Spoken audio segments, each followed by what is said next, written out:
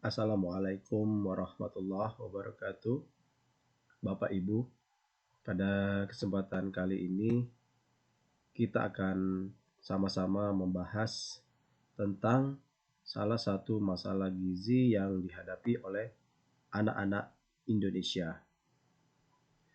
Salah satu masalah gizi tersebut adalah stunting. Apakah itu stunting?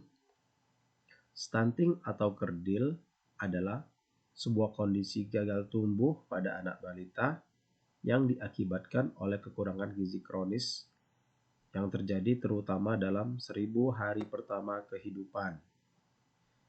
Stunting juga adalah sebuah kondisi di mana tinggi badan seseorang anak itu ternyata lebih pendek dibanding tinggi badan anak yang lain yang seusianya.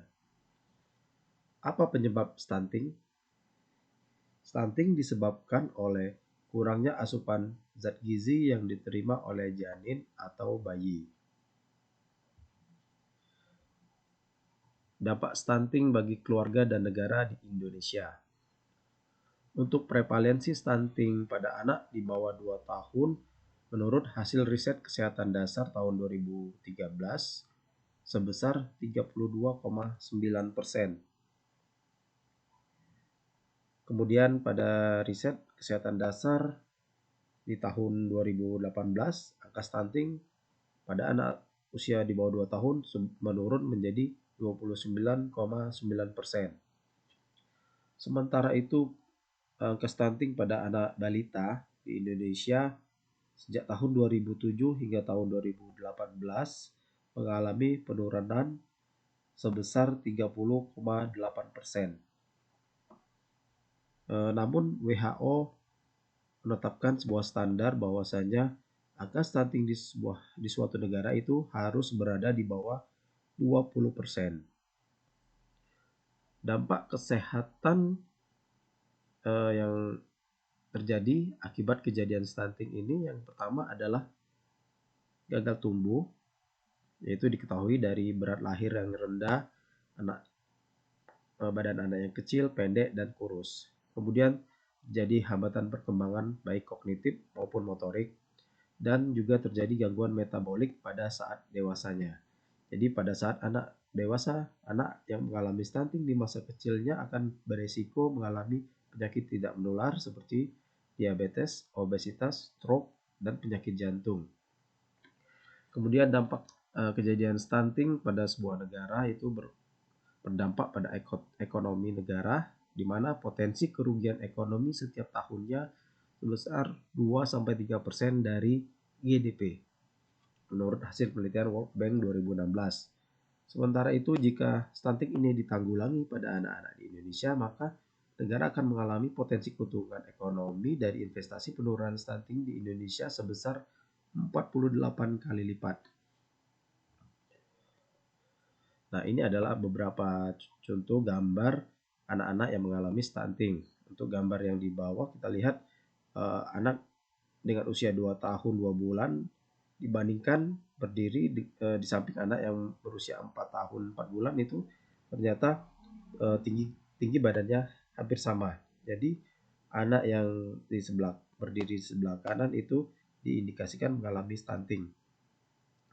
Kemudian untuk gambar selanjutnya kita lihat anak di sebelah kiri yang berusia 7 tahun itu tinggi badannya hampir sama dengan anak yang berada di sebelah kanan yang berusia 4 tahun. Sementara untuk tinggi badan anak berusia 7 tahun itu normalnya adalah 125 cm. Jadi anak yang di sebelah kiri yang berusia 7 tahun diindikasikan mengalami stunting. Untuk sebagai indikator untuk melihat stunting itu dilihat berdasarkan panjang badan per umur dan juga dengan menggunakan indikator tinggi badan per umur, di mana nilai angka hasil dari indikator tersebut dengan nilai Z-score kurang dari -2 standar deviasi. Stunting bisa dicegah melalui 1000 hari pertama kehidupan dengan memastikan kesehatan yang baik dan gizi yang cukup. 1000 hari pertama kehidupan itu dimulai dari saat ibu hamil sampai dengan bayi berusia 2 tahun. Pada masa kehamilan dibutuhkan zat gizi mikro dan makro serta protein yang tinggi bagi ibu hamil untuk perkembangan janinnya, sehingga diharapkan dengan pemberian zat gizi yang baik selama masa kehamilan tersebut, bayi dapat dilahirkan dengan berat badan yang normal. Kemudian setelah bayi dilahirkan, untuk mencapai berat badan dan tinggi badan yang optimal itu dibutuhkan seluruh zat gizi mikro dan makro secara seimbang, di mana zat gizi ini bisa diperoleh dari ASI eksklusif yang diberikan kepada bayi mulai dari 0 sampai 6 bulan. Stunting merupakan siklus yang akan berlangsung terus-menerus jika tidak segera diatasi sejak dini. Seperti kita lihat siklus stunting ini, kita mulai dari remaja putri yang mengalami kekurangan gizi, di mana remaja putri ini sebagai calon ibu yang mana apabila dia menikah dan kemudian dia hamil, maka kondisi kehamilannya akan mengalami kekurangan energi kronis karena dia pada saat remaja sudah mengalami kekurangan gizi, seperti anemi, kurang berat badannya rendah. Kemudian pada saat kehamilan, ibu tersebut akan mengalami kekurangan energi kronis. Nah, karena ibu ini mengalami kekurangan energi kronis sehingga pertumbuhan janin tidak optimal, maka pada saat dilahirkan, bayi ini akan memiliki berat badan lahir yang rendah.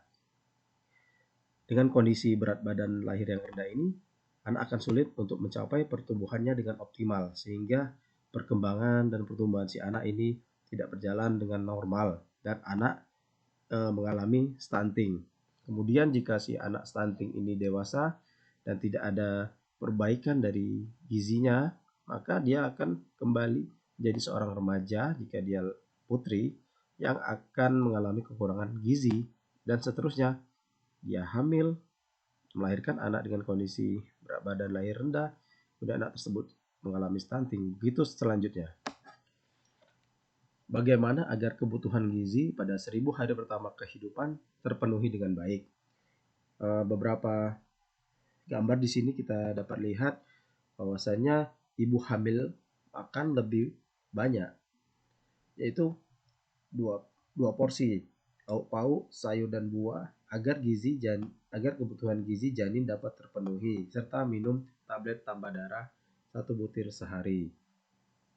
Kemudian mengikuti kelas ibu hamil dan tidak merokok, tidak minum minuman bersoda, beralkohol, serta menghindari makanan berpengawet seperti mie instan.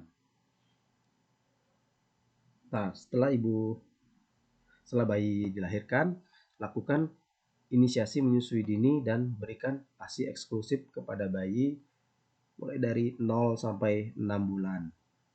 ASI eksklusif adalah memberikan hanya ASI kepada bayi tanpa memberikan cairan lainnya kecuali obat-obatan. Kemudian setelah bayi berusia 6 bulan, bayi sudah bisa diberikan makanan pendamping ASI atau MPASI, yaitu berupa makanan saring atau makanan lunak, di samping tetap memberikan air susu kepada bayi. Kemudian melakukan penimbangan bayi tiap bulan di posyandu untuk memantau pertumbuhan dan perkembangan badannya, serta memberikan kapsul vitamin A dan imunisasi yang lengkap sesuai dengan jadwal. Jadi bayi diberikan imunisasi secara lengkap sesuai usianya. Dan yang terakhir adalah lakukan cuci tangan pakai sabun dengan air mengalir sebelum memberikan ASI, sebelum menyiapkan dan memberikan